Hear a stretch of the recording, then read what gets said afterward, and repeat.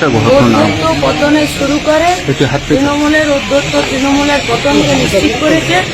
BJP শুরুর দিন থেকে যে উদ্ধত্ত শুরু করেছে, মানুষের বিরুদ্ধে আক্রমণ, লেনিন মূর্তি ভেঙে দেওয়া, হক মার্কেটে বুলডোজার চালানো, যে উদ্ধত্ত শুরু করেছে বিজেপিরও পতনকে শুরু করে দিয়েছে। সেটাও সময়ের অপেক্ষা। মানুষ পাল্টাতে চেয়েছিল। মানুষ কি পাল্টাতে চেয়েছিল? তৃণমূল যে রাস্তায় চলছে সেই রাস্তা ঠিক নয়, তাই মানুষ পাল্টাতে চেয়েছিল। মানুষ পাল্টে দিয়ে যদি একই রাস্তাতে কিছু লোক আবার একইভাবে চলতে শুরু করে, মানুষ এই পাল্টানো চায়নি। রাজনৈতিক দল করেন ওনারা, বিজেপি যত দ্রুত বুঝে যান তত ভালো। মানুষ কোনোদিনই কোনো আধিপত্যবাদ মেনে নেয়নি। যত বড়ই হয়ে যান, সব থেকে বড়, সব থেকে উঁচু এবং সব থেকে ক্ষমতাবান হলো মানুষ। মানুষের বিরুদ্ধে যে কোনো রাজনৈতিক দলই যদি তথ্য দেখায়, তাকে শেষ হয়ে যেতে হয়। উদাহরণ তৃণমূল।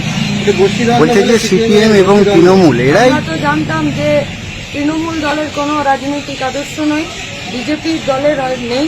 বিজেপি দলের কিছু কিছু রাজনৈতিক আদর্শ বোধহয় আছে। আপনাদের কথা শুনে বুঝলাম যে এখানে বিজেপির দলটা তারাও রাজনৈতিক আদর্শহীন দল। যদি মুখ্যমন্ত্রী তিনি পদত্যাগ করতে চাইছেন, আমি কি করতে পারি? কি বলবেন? আমাদের বলে এমনকি তিনি সুপ্রিম কোর্টে যাবেন, সূত্রের খবর। যেখানে খুশি যান। মানুষ সব থেকে বড় জায়গা। মানুষ কি চাইছেন? মানুষের চাওয়াকে সম্মান দিতে হয়। তৃণমূলকেও মানুষের চাওয়াকে সম্মান দিতে হয়, আমরাও মানুষের চাওয়াকে সম্মান দিচ্ছি। বিজেপিরও দ্রুত মানুষের চাওয়াকে সম্মান দেওয়া উচিত। মানুষ তৃণমূলের অধ্যত্ত, তৃণমূলের গুন্ডাগিরি, এর বিরুদ্ধে মানুষ স্বস্তির নিঃশ্বাস ফেলতে যদি আপনাদেরকে ভোট দিয়েছে, আপনারা দ্রুত সমঝে যান। এখনো সিআরপিএফ আছে। এখনই যদি আপনাদের এই অধ্যত্ত হয় যে স্যারের গায়ে আপনারা হাত তুললেন, তাহলে আপনারা কি করে বলেন যে আপনারা তৃণমূলের থেকে বেটার অপশন?